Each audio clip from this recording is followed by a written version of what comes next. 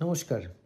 আজকে আমি পোকরাজ স্টোন নিয়ে বলবো, কারা পড়বে কারা পড়বে না, কার পড়া উচিত। সে মন দিয়ে শুনুন, প্রথম থেকে শেষ পর্যন্তই দেখুন। খুব ইম্পর্টেন্ট ভিডিও, সবাই শুনলে প্রত্যেকেরই কাজে লাগবে এবং আপনারা সেই বুঝে নিজেরা পড়তে পারবেন। আর এটা ভালো লাগলে অবশ্যই লাইক করবেন, শেয়ার করবেন এবং সাবস্ক্রাইব করে দেবেন চ্যানেলটাকে, আর বেল আইকনটা টিপে দেবেন যাতে আবার এরকম ভিডিও পান নানা রকম। প্রথমে বলছি মেষ লগ্ন। মেষ লগ্ন শুভ নবমপতি গ্রহ, নবমপতি গ্রহ ধনু এবং দ্বাদশপতি মীন রাশি, ত্রিকোণের অধিপতি, তাদের অবশ্যই ধারণ করা উচিত। বৃহস্পতি মিথুনে থাকলে দৃষ্টি ধনুতে পড়ে, যেখানে দৃষ্টি যায় সেখানেই ভালো ফল দেয়, পড়া উচিত। তুলা রাশিতে থাকলে নাশ করে সপ্তমী দৃষ্টি, বিবাহিত জীবন একটু খারাপ হবে কিন্তু বুদ্ধি ভালো থাকে। আবার মীন রাশিতে বৃহস্পতি দৃষ্টি কর্কটে, চতুর্থ দৃষ্টি, মাতৃসুখ পাবে, বিদ্যাবুদ্ধি লাভ হবে, পাপ গ্রহের দৃষ্টিও নষ্ট করবে। এবার বিষলগ্ন সম্বন্ধে বলছি। বৃহস্পতি আর শুক্র শত্রু, কিন্তু এরা রেসপেক্ট করে, তাই বিচার করে ধারণ করতে হবে। একাদশের অধিপতি, অষ্টমপতি মারক, অষ্টমপতি সপ্তমে থাকলে বিবাহিত জীবন নষ্ট করবে।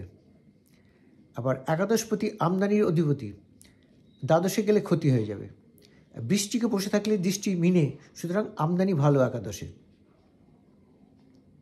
মিথুন লগ্ন, সপ্তম ধনু, সে যদি দ্বিতীয় থাকে শনি নক্ষত্রে তুঙ্গস্থ স্থানে থেকেও ক্ষতি বিবাহিত জীবনে। দশমপতি কর্মের অধিপতি, সে যদি একাদশে মেষ রাশিতে থাকে তাহলে বিশাল বুদ্ধি, দৃষ্টি পঞ্চম স্থানে তুলা রাশিতে, তা বিচার করে ধারণ করতে হবে। কর্কট লগ্ন পড়বে কিনা। কর্কট লগ্নের অধিপতি হচ্ছে চন্দ্র, ষষ্ঠ স্থানের মালিক। মীন রাশিতে ত্রিকোণের অধিপতি, শুভ, সন্তান সুখ, আর্থিক সুখ, সচ্ছলতা। আর বৃহস্পতি চন্দ্রের দশায় পোকরাজ মুক্ত এক আঙ্গুলে পড়লে একসাথে শোনায়, যদি সে কোথায় পৌঁছবে সেটা ভাবাই যায় না। তো বৃহস্পতি মিত্র গজকেশ্বরী যোগ তৈরি হবে। নবম রাশিতে যদি একসাথে থাকে বৃহস্পতি চন্দ্র, মীন রাশি জলরাশি, তাই হালকা রঙের পোকরাজ পড়বেন।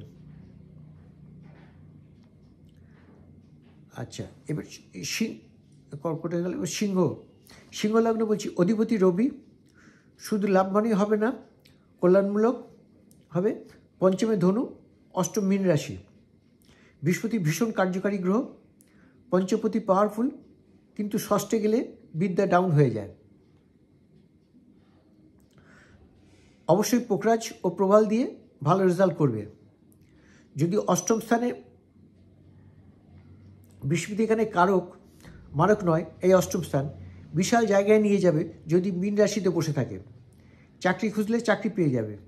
পঞ্চপতি ধনু, যদি দ্বাদশে তুঙ্গস্থ, বৃহস্পতি শান্ত গ্রহ, রাহুর পাপ দৃষ্টি থাকলে বৃহস্পতি রত্নকে ড্যামেজ করে দেবে। কন্যা লগ্ন চতুর্থ কন্যা লগ্ন, সপ্তমপতি মীন রাশি, চতুর্থে মাতৃসুখ দেবে এবং সপ্তমপতি স্ত্রী জায়া সুখ। প্রত্যেক নারীর স্বামীর অধিপতি হচ্ছে বৃহস্পতি। যদি বক্রী পাপগ্রহযুক্ত থাকে তাহলে কষ্ট পাবে। যদি মেষ রাশিতে থাকলে মেয়ের বিবাহ কষ্ট হবে। আর সপ্তমপতি দ্বাদশে থাকলেও কষ্ট পাবে। আর চতুর্থে থাকলে মায়ের নিম্নাগ্নে কষ্ট দেবে, কিন্তু গাড়ি বাড়ি দেবে। আচ্ছা, আবার সপ্তমপতি সপ্তমেশ থাকলে সব নষ্ট করে দেবে। এবার তুলা রাশি লগ্ন, বৃহস্পতি শুক্র শত্রু, তো ষষ্ঠ মীন রাশি, তো বুঝে ধারণ করতে হবে। তুলা রাশি লগ্ন। বৃশ্চিক লগ্ন, লগ্নে থাকলে তো বিশাল উন্নতি। ধনু লগ্ন, অধিপতি বৃহস্পতি, পোকরাজ পড়ো, সুখ সম্পত্তি, মাতৃসুখ পাবে। আর চতুর্থে লগ্নে থাকলে বিশাল উন্নতি হয়। পোকরাজ পড়ো, বাহন হবে, শারীরিক সুখ হবে, মাতৃসুখ হবে, রাজ সুখ দেবে। ধনু লগ্ন, অধিপতি বৃহস্পতি, পোকরাজ পড়ো, সুখ সম্পত্তি পাবে, মাতৃসুখ পাবে, চতুর্থে লগ্নে থাকলে বিশাল উন্নতি দেবে। পোকরাজ পরও বাহন হবে, শারীরিক মাতৃসুখ রাজসুখ দেবে। মকর লগ্ন, তৃতীয় দ্বাদশ মারক, আর দ্বাদশ থেকে আমরা বিদেশে পড়তে যাই। কেতু শুক্র রাহু চন্দ্র থাকলে বিদেশে ঘোরাবে, পোকরাজের দরকার নেই। মান সম্মান, তবে মান সম্মান শেষ হয়ে গেলে তখন সব রত্ন খুলে দিয়ে এই মকর লগ্নের লোকেরা বৃহস্পতি রত্ন যদি ধারণ করে খুব ভালো। এরপর কুম্ভ লগ্ন, কুম্ভ লগ্নের অধিপতি হচ্ছে শনি, দ্বিতীয় পতি একাদশপতি ধনু ও মীন রাশি। শনি বৃহস্পতি সমমিত্র, দশা অন্তর্দশা চললে পোকরাজ লাইট কালার পড়ুন, বিশাল উন্নতি দেবে। আবার ধনুরাশি, ধনুরাশি হচ্ছে আগুনের রাশি, লগ্নে বৃহস্পতি, আর মীন লগ্ন জলের অধিপতি। আগুনে বসে থাকলে কি হবে?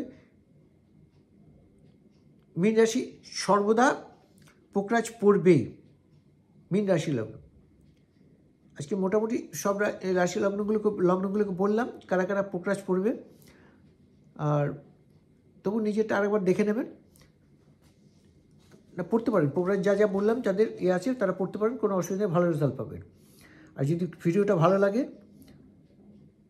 চ্যানেলটাকে সাবস্ক্রাইব করবেন, লাইক দেবেন এবং বন্ধুবান্ধবের মধ্যে শেয়ার করবেন, এবং আগামী দিন যাতে আপনি আরও ভিডিওগুলো পান সব, সেই জন্য বাটনটা টিপে দেবেন যাতে সঙ্গে সঙ্গে আপনার এতে চলে যায়। এটুকুই বললাম। এবারে চ্যানেলটা সাবস্ক্রাইব করার জন্য রিকোয়েস্ট করছি, লাইক করার জন্য, আমাদের এই ইন্সপিরেশন পাই সেই জন্যই লাইক করার জন্য বলি।